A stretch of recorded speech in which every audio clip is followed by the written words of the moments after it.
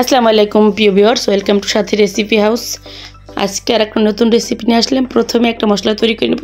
জয়ফল, জয়ত্রী, শাহি জিরা, সাদা কালো গোলমরিচ আর কাজু বাদাম মিলে একটা মশলা তৈরি করে নেব। এই তো তারপরে দুটো মুরগি নিয়েছি, রোস্ট আকারে কেটে নিয়েছি। তারপরে একটু টক দই আর জর্দার কালার আর একটু লবণ দিয়ে একটু ভালো করে মাখিয়ে রাখবো, 10 মিনিটের জন্য রেস্টে রাখবো। তারপরে চুলে একটা প্যান বসালাম, তাতে পরিমাণ মতো তেল দিয়ে দিলাম। তারপরে পেঁয়াজ কুচি দিয়ে দিলাম। পেঁয়াজ কুচিটা বাদামি কালার করে একটু গরম মশলা দেব, যেমন দারচিনি, এলাচ, লং, তেজপাতা দিয়ে একটু ভেজে, এই তো বাদামি কালার করে ভেজে একটু আদা রসুন বাটা দেব। তারপরে একটু আদা রসুন বাটাটা একটু ভালো করে ভেজে তারপরে একটু মিষ্টি দই দিব। দই, এটা টক দই না, মিষ্টি দই।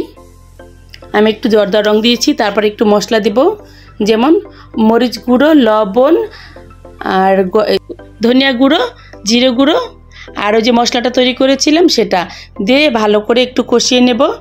আর একটু টমেটো সস দিয়ে মশলাটা ভালো করে কষিয়ে নেব। একটু পানি দিয়ে ভালো করে মশলাটা কষিয়ে নেব। এই তো এভাবে ভালো করে কষিয়ে, এই যে এখন মুরগির গোশটা মাখিয়ে রেখেছিলাম সেটা দিয়ে দিলাম। দিয়ে মুরগির গোশটা একটু কষিয়ে নেব। তো ভালো করে কষিয়ে একটু ঘি দিয়ে দিলাম, 2 চামচ ঘি।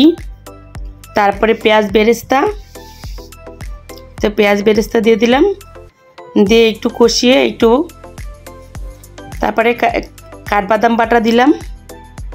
তারপরে দুধ দিয়ে এই গোশটা রান্না করে নেব। এটা দুধ দিয়েই রান্না করবেন, পানি দিবেন না। এই তো আর একটু কেওড়া জল দিয়ে দিলাম। এই তো আমার রান্নাটা শেষ। এখন চুলা আবার একটা প্যান বসালাম। তারপরে একটু দারচিনি, পরিমাণ তেল দিয়ে দিলাম, দারচিনি, এলাচ, লং। তারপরে একটু পেঁয়াজ কুচি দিয়ে একটু ভালো করে একটু হালকা ভেজে, একটু আদা রসুন বাটা, লবণ দিয়ে একটু ভেজে নেব। এই তো একটুখানি ভেজে তারপরে পোলাওর চালগুলো ধুয়ে রেখেছিলাম সেগুলো দিয়ে দিলাম, দিয়ে একটু হালকা ভেজে তারপরে পরিমাণ মতো পানি দিয়ে দিব, দিয়ে পোলাওটা রান্না করে নেব। একটু কেওড়া জল দিয়ে দিলাম। তারপরে একটা মশলা তৈরি করে নেব, পেঁয়াজ বেরেস্তা, গুঁড়ো দুধ, চিনি আর একটু ঘি দিয়ে মাখিয়ে নেব। তারপরে এই তো পোলার উপরে একটু কিছু কাঁচামরিচ আর ওই এতেও সব একসাথে পরিবেশন করলাম। আর গ্রেভিটা রেখে দিয়েছিলাম, পরে